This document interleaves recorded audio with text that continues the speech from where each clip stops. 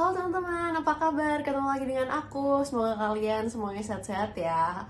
Dalam kesempatan kali ini aku akan membahas tentang dampak-dampak resesi. Nah, mungkin kalian semua pada sering banget ngeliat berita resesi dan udah tahu gimana cara mencegahnya. Kalian gak perlu khawatir, tapi tujuan dari video ini adalah bukan untuk menggiring ketakutan massa, tapi hanya untuk edukasi saja. Oke, sebenarnya apa sih resesi itu?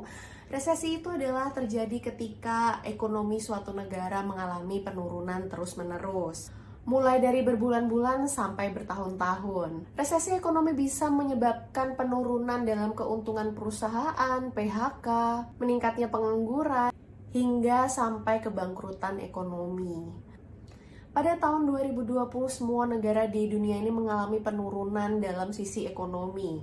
Sampai situ saja tidak cukup, tapi karena ada beberapa konflik-konflik dari Rusia, Ukraina, dan beberapa kasus-kasus lainnya, maka dari itu memang perekonomian dunia sampai sekarang masih belum pulih. Mari kita simak apa saja nih dampak-dampak dari resesi.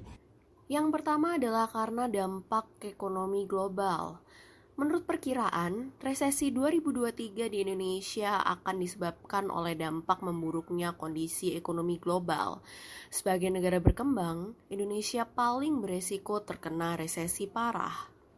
Resesi 2023 diperkirakan akan lebih buruk dari krisis 2007 sampai 2009. Dan perkiraan resesi ini dirilis secara resmi oleh PBB. Semua wilayah di dunia, terutama negara berkembang, akan terkena dampaknya. Diperkirakan pertumbuhan ekonomi global melambat menjadi 2,5% pada tahun 2022 dan turun menjadi 2,2% pada 2023. Indonesia akan menjadi negara kedua di G20 yang kehilangan potensi ekonominya. Hal ini memperkuat premis bahwa Indonesia perlu bersiap menghadapi resesi di tahun 2023. Hal kedua adalah naiknya suku bunga bank.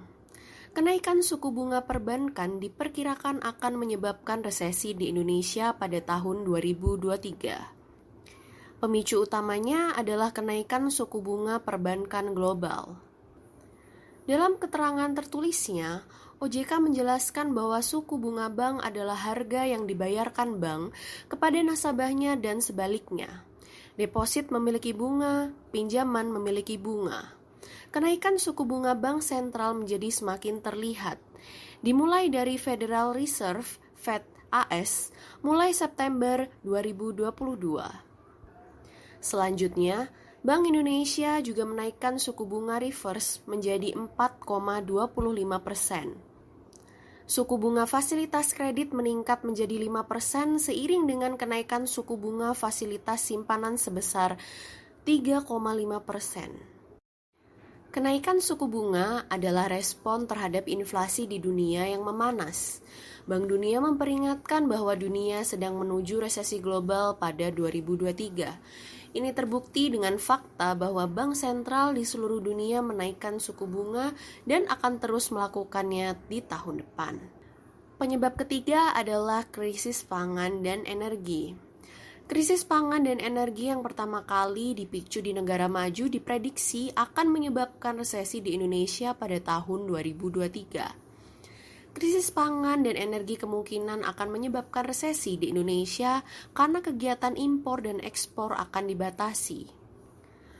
Presiden Joko Widodo mengumumkan bahwa krisis kemanusiaan yang melanda hingga 345 juta orang di 82 negara sedang meningkat. Kenaikan indeks harga pangan global telah mencapai rekor tertinggi, 3 kali lipat biaya logistik untuk rute laut. Krisis pangan yang menyebabkan resesi dipengaruhi oleh dinamika geopolitik global seperti perubahan iklim dan konflik antara Rusia dan Ukraina. Perang antara Rusia dan Ukraina telah menyebabkan harga minyak mentah dunia melampaui $100 per barelnya, dan tidak dapat dihindari bahwa harga BBM dan LPG di Indonesia yang tidak bersubsidi akan ikut naik. Penyebab selanjutnya adalah karena ketidakpastian pasar dan utang. Diproyeksikan selanjutnya, Resesi Indonesia pada 2023 akan disebabkan oleh ketidakpastian pasar dan utang yang melanda baik pengusaha, negara, maupun individu.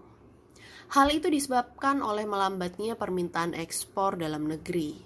Banyak negara yang mengekspor dari Indonesia cenderung mengurangi permintaan, seperti Amerika Serikat, Cina, dan Uni Eropa.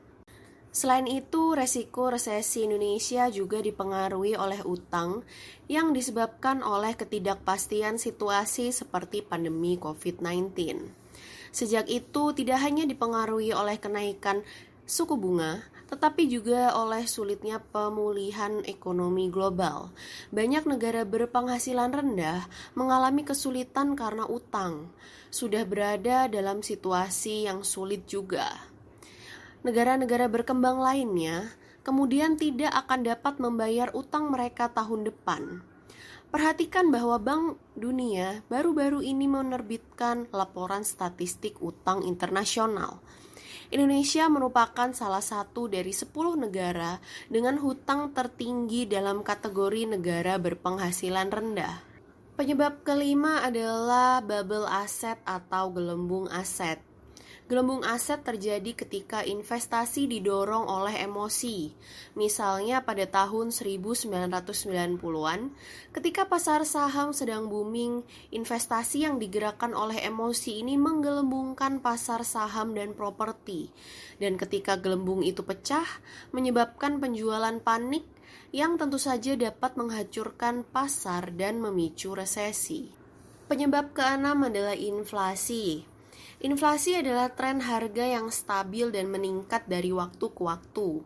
Inflasi tidak buruk bagi perekonomian, namun inflasi yang berlebihan dapat menyebabkan resesi. Federal Reserve Amerika Serikat dan Bank Indonesia biasanya menaikkan suku bunga untuk mengekang kegiatan ekonomi.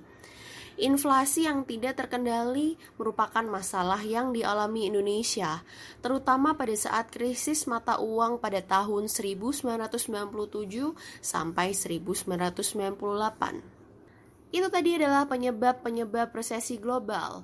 Semoga teman-teman semakin aware dan ilmunya bertambah tentang keadaan perekonomian dunia. Tetap semangat untuk menjalani hari. Share video ini ke teman-teman kalian. See you in the next video. Bye-bye.